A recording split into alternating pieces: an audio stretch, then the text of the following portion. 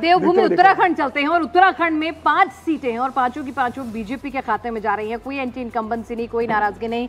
यहाँ पर भावेश, बिल्कुल कोई क्लोज फाइट या फिर अच्छी थंपिंग विन यहाँ पे दिखती है? नहीं, देखिए, जब विधानसभा चुनाव भी 2022 में हो रहा था तो मैं इकलौता था जिसने बताया था कि बाकी सभी लोग बताए थे कि कांग्रेस वहाँ पे सरकार है। उसकी वजह है, देखिए, कांग्रेस की पूरी लीडरशिप जो एक समय हुआ करती थी 2013-14 के आसपास जब हुआ करती थी, पूरी की पूरी लीडरशिप टूट के बीजेपी में आ गई थी। तो उत्तराखंड जैसे जो पहाड़ी क्षेत्र में जहाँ पे वोटर बहुत कम होते हैं, वहाँ पे बहुत दूर दूर पे जो बूथ भी होते हैं, तो वहाँ पे लीडर जो होते हैं, नेता बहुत मायने रखते हैं कि किसके पास कितना ज़्यादा है, कैडर किसके पास कितना ज़्यादा है।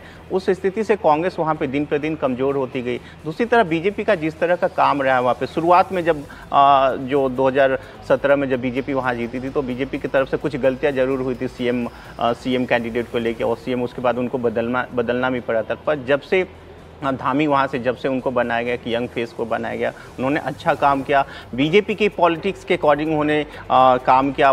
विधानसभा चुनाव के समय से उन्होंने अनाउंस किया था कि मैं यूनिफॉर्म सिविल कोड लागू करूंगा, जिसका बीजेपी को फ़ायदा हुआ था। उन्होंने लागू भी कर दिया, जिसका बीजेपी को इस लोकसभा चुनाव में भी पड़ा। और दूसरी बात ये कि कांग्रेस वहाँ पर, जैसे मैं कह रहा था, पूरी तरह डिक्लाइन हो गया वहाँ पर।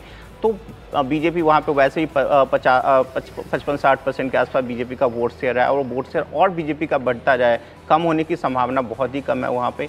तो बीजेपी के लिए बहुत कोई चुनौती किसी भी सीट पे वहाँ दिख नहीं। कांग्रेस के लिहाज से देखें राहुल जी, तो संगठन मजबूत था। हरीश रावत सरीखे बड़े नेता उत्तराखंड में कांग्रेस के पास थे, लेकिन उसके बावजूद रिवाइवल नहीं हो रहा है। चुनाव दर चुनाव कांग्रेस कमतर होती जा रही है, अपना वोट शेयर भी घटा रही है, और ना पिछले चुनावों में जीत पाई, विधानसभा में नहीं जीत पाई, और अभी भी क्लीन स्वीप बीजेपी कर रही है लोकसभा में।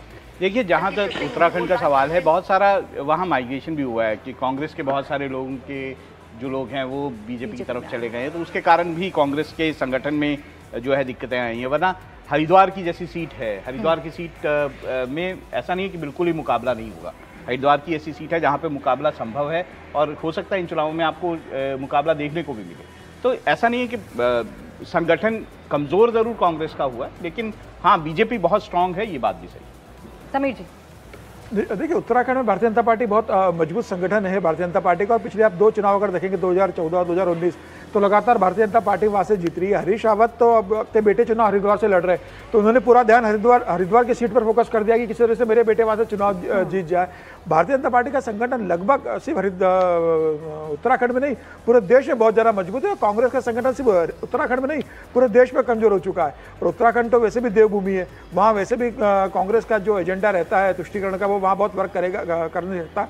तो मुझे लग रहा है उत्तराखंड में भारतीय जनता पार्टी सारी सीटें बहुत कंफर्टेबली जीतने जा रही है, इसमें कोई दो राय नहीं है। क्योंकि हरिद्वार का मैंने इसलिए भी जिक्र किया क्योंकि वहाँ विधानसभा सीटें कांग्रेस के पास है काफी सारी, तो इसलिए भी ये बात संभव है। आपके आंकड़े कुछ कह रहे हैं ऐसे, कोई क्लोज फाइट की उम्मीद हरिद्वार में?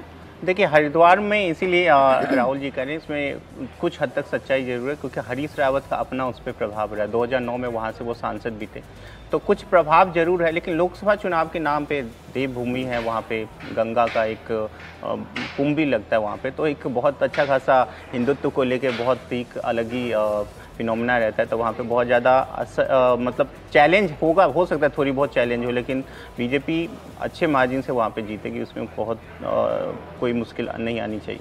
अच्छा, टिहरी की एक सीट जिसे मुद्दा बनाने की कोशिश कांग्रेस की तरफ से की गई, वहाँ के कैंडिडेट को लेकर के आप परिवारवाद का आरोप लगाते हैं, लेकिन आपने ऐसी उम्मीदवार को ही मैदान में उतारा है जो परिवार दर परिवार यहाँ पर राजनीति करते आए हैं, तो इसका कोई असर है?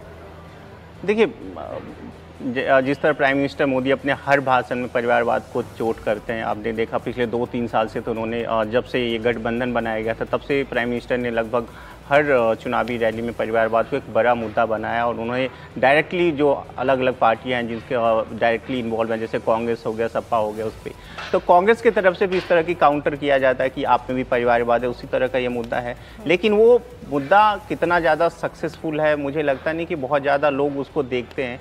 परिवारवाद भाई एक मुद्दा जरूर है, लोग उससे होते हैं, लेकिन बीजेपी उसको अच्छा खासा कैच करती रही है, अभी भी कर रही है। लेकिन जब अपोजिशन इस बारे में बात करता है तो वो बहुत ज़्यादा काम नहीं करता ग्राउंड पे। उसकी वजह यही है कि आपके पास जो परिवारवाद है वो एक अलग तरह का है कि उस पार्टी पे कंट्रोल भी उसी पार्टी का रहेगा। लेकिन बीजेपी में भी परिवारवाद है, लेकिन पार्टी पे कंट्रोल, उस सीट पे कंट्रोल, या पर्टिकुलरली आप कहें कि सरकार में भी वो रहेंगे, इस तरह की बात नहीं है। इसलिए इस तरह का मुद्दा जब अपोजिशन उठाता है तो शायद उसका इलेक्टोरल गेन। और अब हमारा अपना ओपिनियन पोल जो है, क्या मुद्दे हो सकते हैं? अब देखिए, अल्मोड़ा की जो सीट है, पिथौरागढ़ अल्मोड़ा की सीट है,